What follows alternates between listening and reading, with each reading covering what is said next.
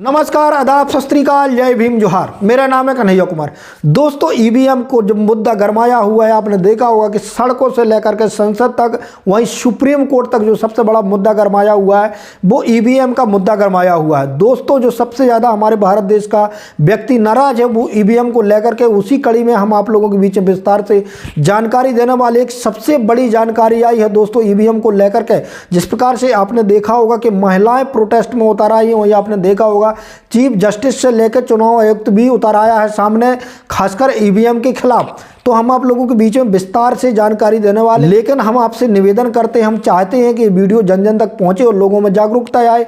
यदि आप चाहते हैं कि इस मुहिम को ज़्यादा से ज़्यादा बढ़ाया जाए तो आप वीडियो को लाइक कर दें, हमारे चैनल को सब्सक्राइब कर दें, वहीं अपनी राय कमेंट के माध्यम से जरूर दीजिए। दोस्तों, आपने देखा होगा कि 5 राज्यों के विधानसभा चुनाव हुए, जब से लगातार ईवीएम को लेकर आंदोलन हो रहा है। वहीं आपने देखा होगा कि संसद भवन तक लोग पहुंच गए हैं, सुप्रीम कोर्ट तक लोग पहुंच गए। लेकिन जो सबसे बड़ी खबर सामने निकल करके आ रही है दोस्तों, वो ये आ रही है कि जो 15,000 ईवीएम में गड़बड़ियां जो पाई गई थी मध्य प्रदेश में, उसको सुप्रीम कोर्ट के सबसे बड़े एडवोकेट ने वो वहां पर पिटीशन फाइल की और उस फाइल को एक्सेप्ट कर लिया गया है। ये सबसे बड़ी जानकारी है दोस्तों। स्पष्ट रूप से वो वेरीफाई कर रहे हैं वहां पर जो सुप्रीम कोर्ट के एडवोकेट हैं।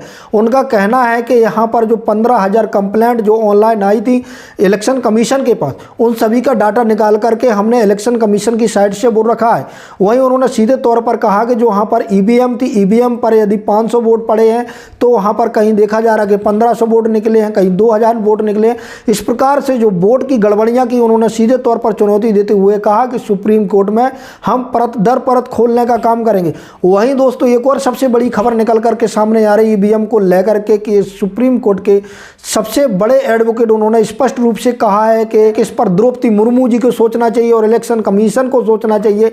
जिस प्रकार से लोगों की मांग है, जिस प्रकार से लोग लगातार ईवीएम के खिलाफ आंदोलन कर रहे हैं, वहीं उन्होंने आरोप लगाते हुए सीधे तौर पर कहा कि जो इलेक्शन कमीशन हो चाहे सुप्रीम कोर्ट हो, सभी मिलजुल करके जो सत्ता दल पार्टी है उसका पक्ष कर रहे हैं। उन्होंने सीधे तौर पर कहा कि हम आधी रात को भी जाएंगे तो द्रौपदी मुर्मू जी को साइन करना पड़ेगा।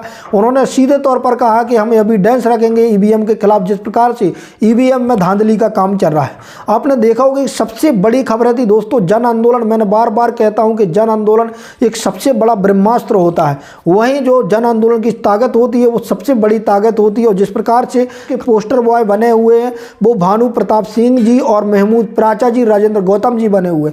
जिस प्रकार से उन्होंने ये आंदोलन छेड़ा है, आखिरकार इनका सीधे तौर पर कहना है कि जब तक ईवीएम बैन नहीं होगी जब तक हम शांत बैठने वाले नहीं है।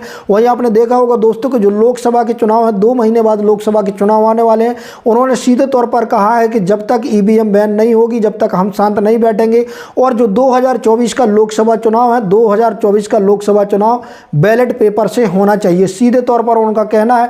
वहीं लगातार दोस्तों चाहे चीफ जस्टिस हो, सुप्रीम कोर्ट के सबसे बड़े एडवोकेट हो, वहीं आपने देखा होगा आज के जन आंदोलन में, जी हाँ दोस्तों, एक और सबसे बड़ी खबर है, जन आंदोलन में महिलाओं का जल सैलाब उमड़ पड़ा है। जी हाँ दोस्तों, महिलाएं हजारों की संख्या में ईवीएम को बैन करने के पक्ष में आई हैं और ये सबसे बड़ा आंदोलन कहा जा रहा था। अभी तक देखा जा रहा था कि वहां पर जितने भी लोग थे वो सब पुरुष वर्ग थे। लेकिन दोस्तों, जो आज का आंदोलन था, कहा जा रहा है कि जो बामन मेश्राम जी है, बामन मेश्राम जी के संगठन के लोग, जो महिलाएं हैं, वो सड़कों पर उतर आई हैं जन आंदोलन को लेकर के। और वहीं सबसे बड़ा जन आंदोलन का समर्थन करने के लिए आई। उनका सीधे तौर पर कहना है कि ईवीएम को बैन होना चाहिए। यदि जब तक ईवीएम बैन नहीं होगी जब तक हमारे देश का लोकतंत्र नहीं बचेगा। मैं आप लोगों को बता दूं कि जो भारत देश के लोकतंत्र की खूबसूरती बनाती है वो हमारा जो वोटिंग का राइट है और जो इलेक्शन है वो बनाता है। जैसा कि आपने सुना भी होगा कि अब राजा के पेट से राजा पैदा नहीं होगा, पेटी के पेट से होगा।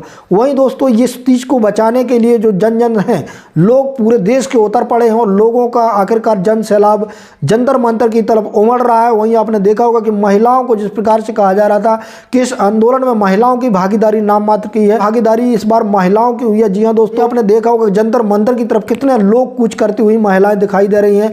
वहीं ईवीएम हटाओ के नारे लगा रही हैं, वहीं लोकतंत्र बचाओ के नारे लगा रही हैं। तो जिस प्रकार से ये आंदोलन छेड़ रखा है, खासकर कहा जा रहा है कि जब तक ये ईवीएम बैन नहीं होगी जब तक आंदोलन चलता रहेगा। हम लगातार आप लोगों के बीच में जो आंदोलन से लेकर के जो खबरें होती हैं बारीकी से आप लोगों तक पहुंचाने का काम करते हैं। हम आपसे यही निवेदन करते हैं कि आप वीडियो को लाइक कर दें और कमेंट के माध्यम से अपनी राय जरूर दीजिए ताकि ये खबरें हम आप लोगों तक लगातार पहुंचाते रहें।